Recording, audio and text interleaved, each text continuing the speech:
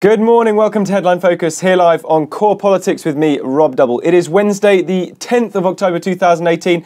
Let's start off with what's looking at the headline of City AM. This is their big splash, but it's also been covered in many other news outlets as well. Former Brexit Secretary David Davis has warned the government that if they continue to pursue the Chequers deal and Theresa May continues to push for a Chequers-style Brexit, they risk losing the next election. Now, this was in a letter to his colleagues, fellow colleagues, Conservative MPs. Let's just have a look at what specifically he said.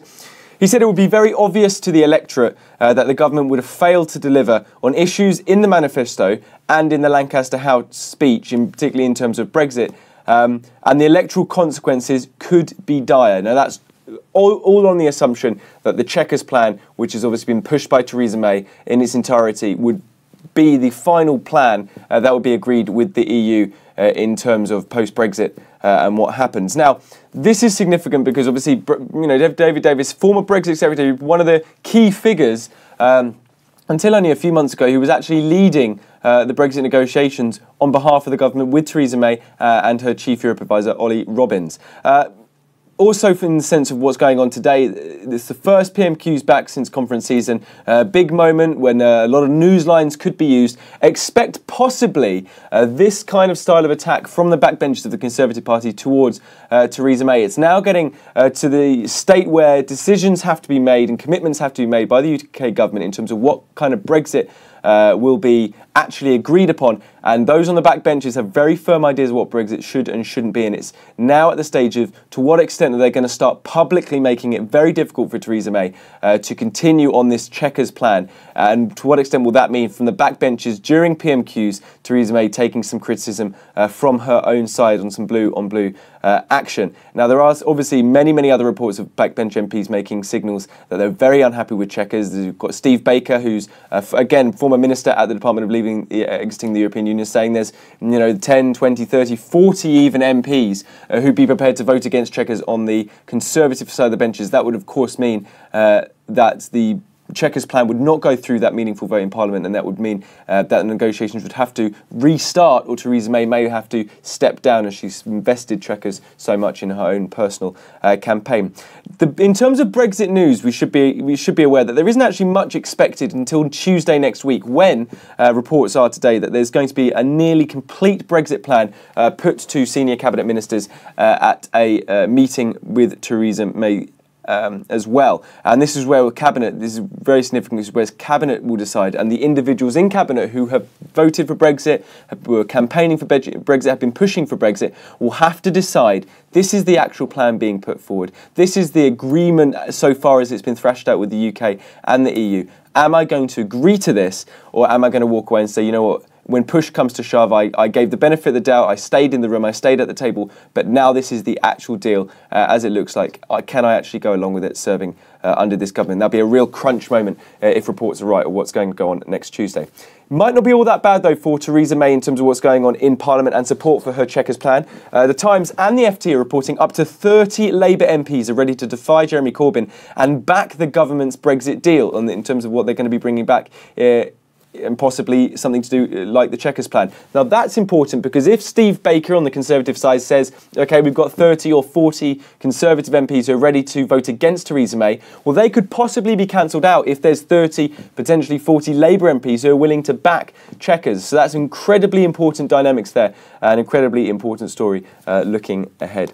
Next up, though, something equally as important, but more on the domestic agenda. Frank Field, chair of the Work and Pensions Select Committee, has said the reason, referring to a Department of Work and Pensions report, saying it's been buried by the government because it did not have good news. He's told Sky News the reason why it was buried is because it didn't have good news.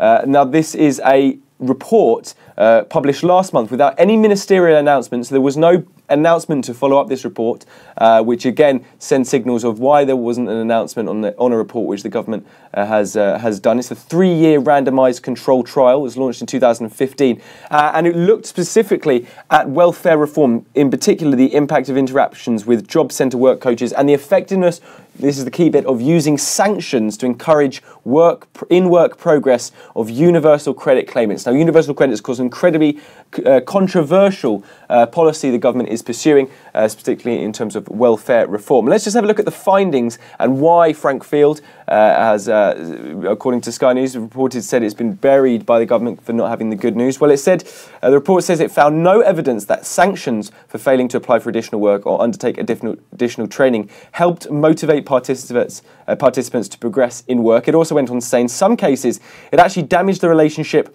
between the work coach and the claimant. So that's, really quite stinging stuff. And also given the fact that this is a key component of the universal credit reform of a government policy, expect perhaps a question or two on this in Prime Minister's questions from Labour and the Labour side to be kicking up a fuss about this. The spokesman for the Department of Work and Pensions said the in-work progression trials helped encourage claimants to increase their hours, seek out progression opportunities and take part in job-related training. The trials delivered positive results for many of the lowest paid people who claim universal credit, and we are now considering the findings. But expect this story to not go away and perhaps develop as Westminster wakes up in just a few hours' time.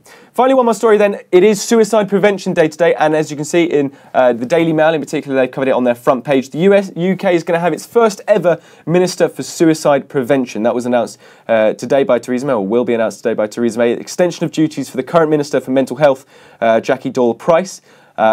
She will lead what will be called a task force in the aim of reducing the number of suicides in Britain. Currently, it's about 90 deaths per week as a result of suicide. Now, the Mail, and this is, as you can see in their big story, mental health checks for all. Pupils in both primary school and secondary schools will receive routine mental health checks as part of a £1.9 billion plan for mental health services in schools. That's the big line that they're running on. But there's also a second element which is to do with the charity, the Samaritans. There's been pledged to keep the Samaritans helpline from the government free for the next 4 years at least, with up to 1.8 million being promised to help the charity provide immediate and life-saving support for those struggling with mental health. This is also part of the government's plan from Matt Hancock, the Health Secretary, but also Theresa May has said this on a number of times, wanting to bring parity for mental health as to all the other illnesses you can get under health as well, and preventing any stigma around issues to do with mental health.